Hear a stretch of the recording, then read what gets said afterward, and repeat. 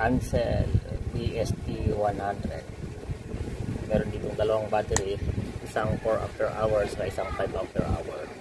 Ito lang pag-test. Positive pula, negative black. Okay, so automatic nagka-power siya. Then dito tayo sa battery test.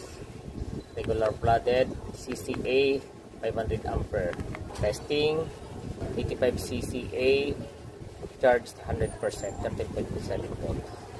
May internal resistance, rated 500 ampere. Okay, check naman natin itong isa.